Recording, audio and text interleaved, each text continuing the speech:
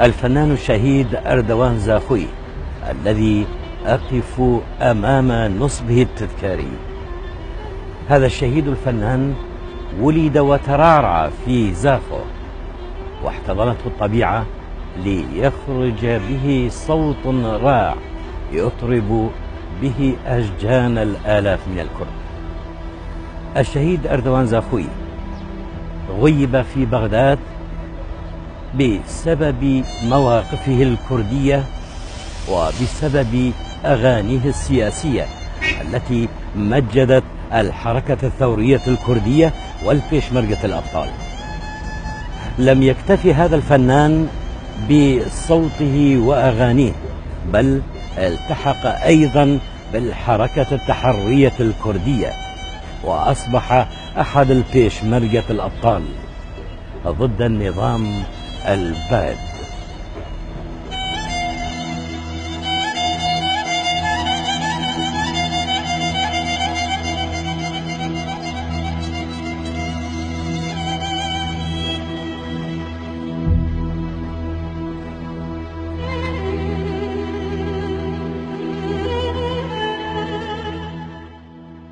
طبعا احنا عندما نتكلم عن الفن بصورة عامة وخاصة الفن في زاخو، نقدر نقول يعني العصر الذهبي مال الأغنية الكردية كان في السبعينات والثمانينات، ومن حظنا ونحن طبعا كلش محظوظين بصوت أردوان زاخوي، الصوت الجميل والعذب، نقدر نقول الصوت الثائر، لأن ذاك الوقت كنا محتاجين إلى الساحة الفنية كانت خالية من صوت مثل صوت أردوان زاخوي، لأن صوت أردوان كان يعبر عن الأغنية الوطنية والأغنية السياسية، لأن الضغوط في تلك الفترة كانت كثيرة جدا على الشعب الكردي خاصة من قبل النظام.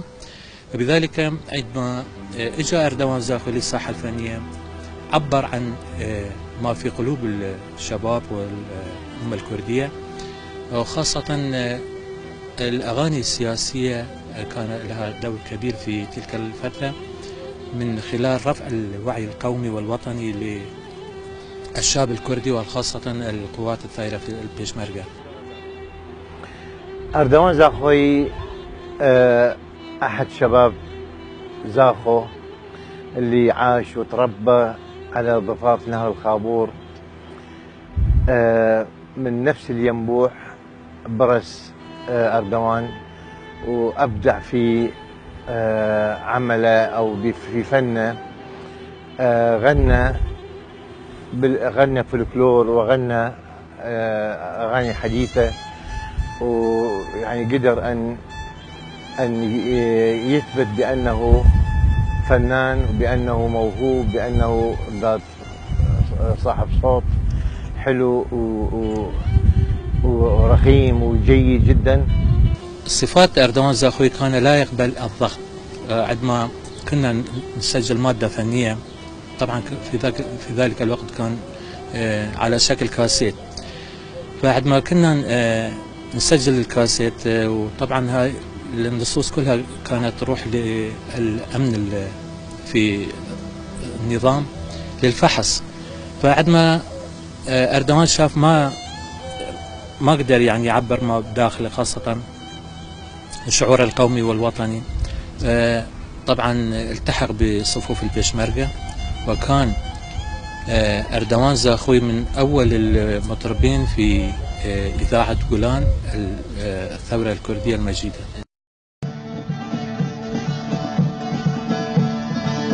ودادي عزيز جنبي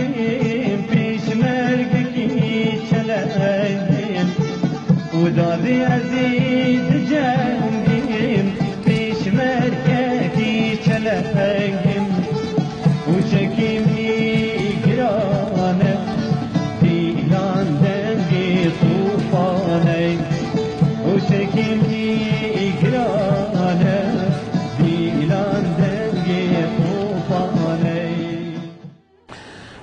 أردوان طبعا كان عنده شعور قومي جدا قوي، وحبه لثورة أيلول وحتى جولان جدا، حتى شارك في هالثورتين، وقدر أن يحفز البيشمركة ويدفعهم لأن يوصلون أهدافهم.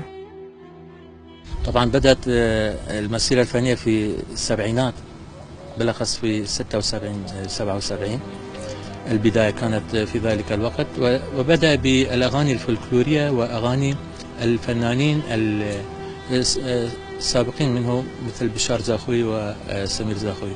ولكن من حسن الحظ أردوان زاخوي استطاع بمساعدة الشاعر خالص خليل المرحوم وعبد العزيز سليمان الشاعر والملحن وبدر خان سندي، وهنالك الكثير من الشعراء، سقفان عبد الحكيم وعبد العزيز الخياط وعبد الرحمن حاجي، وبالإضافة إلى الموسيقيين اللي كنا نرافقه دائما. ومن حسن الحظ كان خيرة هذه النصوص تلحن من قبل ملحنين كبار مثل عبد العزيز سليمان وسمير زاخوي طبعا، وأنا أيضا كنت محظوظ معه. فهذه الفقرات اللي كنا نقدمها، هاي الألبومات بالذات في ذلك الوقت كانت تلقى رواجا كبيرا ومقبول خاصة من قبل الشباب، وكان له تأثير كبير في نشر الوعي الوطني والقومي ورفع معنويات الكرد.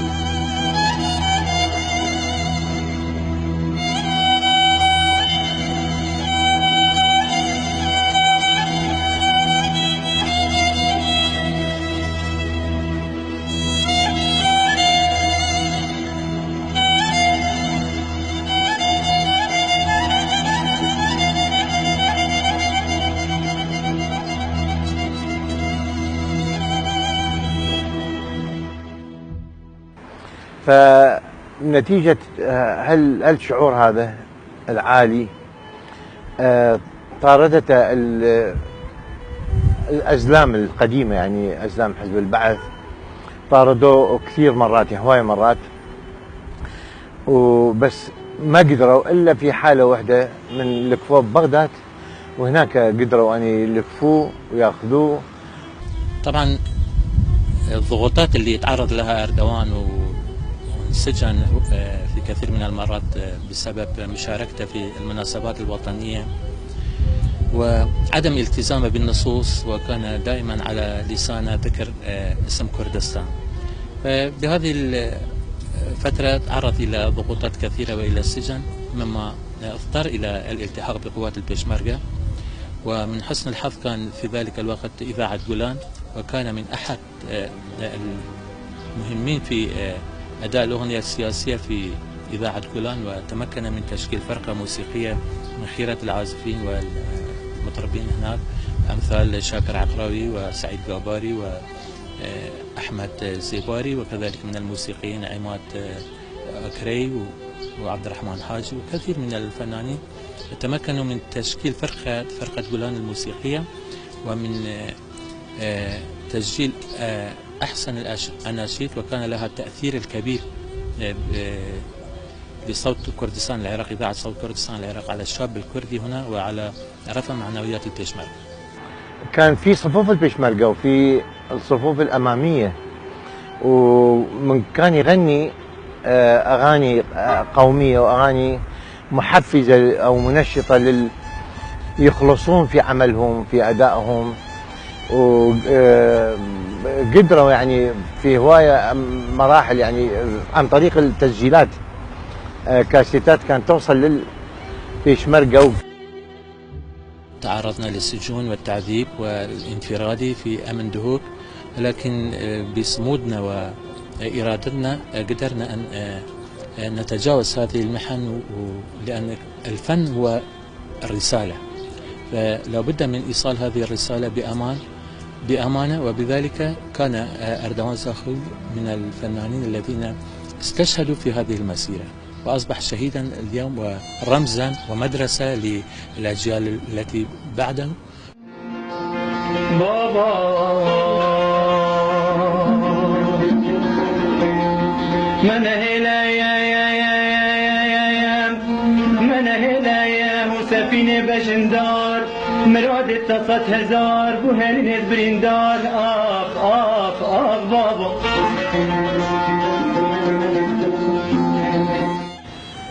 أردوان صارت نموذج لجميع فنانين كردستان، يعني من شبابها إلى وسطها إلى كبيرها متأثرين بهذا الصوت وبهذا الأداء الجميل جدا. حتى الأغاني العاطفية قاموا يعني يأخذوها على أساس قومية. أردوان زاخوي كان له فضل الكبير في خروج الأغنية المحلية إلى بقية أجزاء كردستان، وخاصة من خلال الإذاعة والتلفزيون والمناسبات التي كان يشارك من خلالها.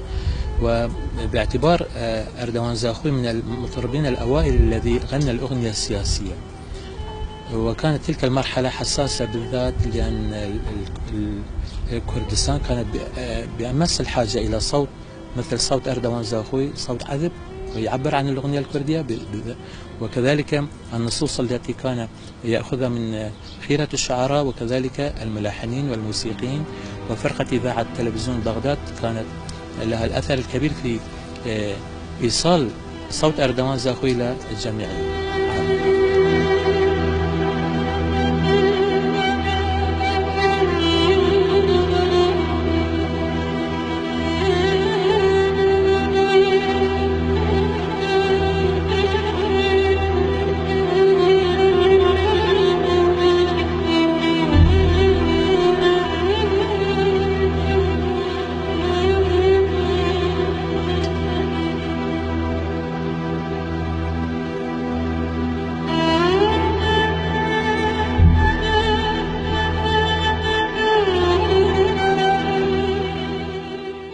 خلال آخر الأخبار اللي وصلت من خلال صاحب الفندق اللي كان يبات فيه، قال خرج أردوان زاخوي تقريبا الساعة 11 بال12 وراح للإذاعة الكردية، ولحد الآن أردوان زاخوي يعني ترك أثر كبير في بالنسبة لأهله ولمحبيه وللفنانين، ولا يزال رمزا من رموز شهداء كردستان، خاصة من خلال المسيرة الفنية التي قادها وتمكن من خلال ألبوماته إثبات وجوده من خلال صوته العذب وشخصيته الفنية، ووصوله إلى صفوف البشمركة كان لها الأثر الكبير في ازدياد محبي وعشاقي صوت أردوان زاخوي. طبعا أردوان زاخوي عندما فقد في بغداد، وكان مدينة زاخو حزينة بوفاة المرحوم أياس يوسف في نفس الأسبوع. فقدان أردوان زاخوي صادف في تلك الفترة. طبعا فقدوا نجمين من نجوم الأغنية الكردية في زاخو، وكانوا في مقتبل العمر. وداد يزيد